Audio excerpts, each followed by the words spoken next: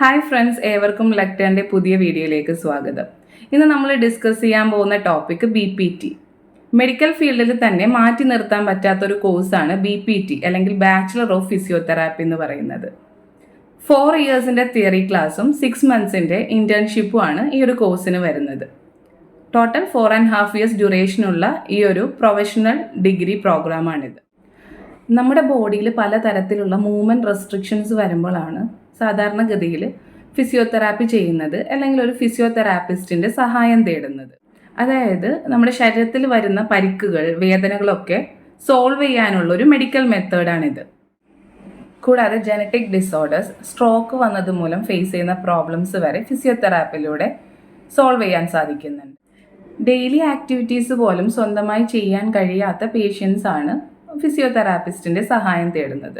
അതുകൊണ്ട് തന്നെ അവരുടെ നോർമൽ ലൈഫിലേക്ക് അവരെ തിരിച്ചു കൊണ്ടുവരുന്നത് മൂലം ഒരു സെൽഫ് സാറ്റിസ്ഫാക്ഷനും കൂടെ ഈ ഒരു ജോലിയിലൂടെ നമുക്ക് കിട്ടുന്നുണ്ട്.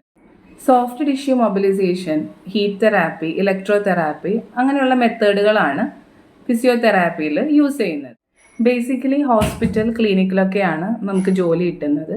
ഇതുകൂടാതെ അത്യാവശ്യം എക്സ്പീരിയൻസ്ഡ് ആണെന്നുണ്ടെങ്കിൽ സ്വന്തമായിട്ടൊരു ക്ലിനിക്ക് തുടങ്ങാവുന്നതുമാണ്. ഇനി ഇതിൻ്റെ മാസ്റ്റേഴ്സിലേക്ക് വരുമ്പോൾ BPTക്ക് ശേഷം നമുക്ക് MPT ചെയ്യാം. ഒരുപാട് സ്പെഷ്യലൈസേഷൻസ് വരുന്നുണ്ട്.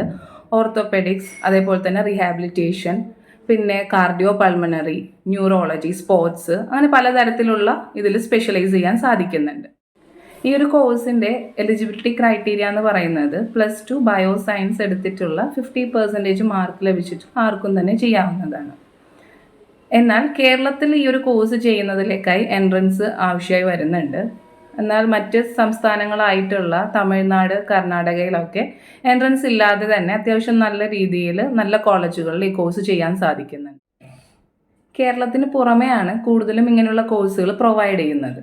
അതുകൊണ്ട് തന്നെ എപ്പോഴും കോളേജ് തിരഞ്ഞെടുക്കുമ്പോൾ ഓൺ ഹോസ്പിറ്റലുകൾ ഉള്ള കോളേജുകളോ മെഡിക്കൽ കോളേജുകളോ തിരഞ്ഞെടുക്കാൻ വേണ്ടി പ്രത്യേകം ശ്രദ്ധിക്കുക. അപ്പോൾ BPTയെ കുറിച്ചുള്ള സംശയങ്ങൾ എല്ലാവർക്കും മനസ്സിലായിട്ടുണ്ടാവുമെന്ന് വിശ്വസിക്കുന്നു. അപ്പോൾ ഈ ഒരു കോഴ്സിനെ കുറിച്ച് കൂടുതൽ അറിയുവാനോ കോളേജിനെ കുറിച്ച് കൂടുതൽ അറിയുവാനോ മറ്റേതെങ്കിലും കോഴ്സിനെ കുറിച്ച് എന്തെങ്കിലും ഡൗട്ട്സ് ഉണ്ടെങ്കിൽ താഴെ കാണുന്ന നമ്പറിൽ കോൺടാക്റ്റ് ചെയ്യാവുന്നതാണ്. Thank you.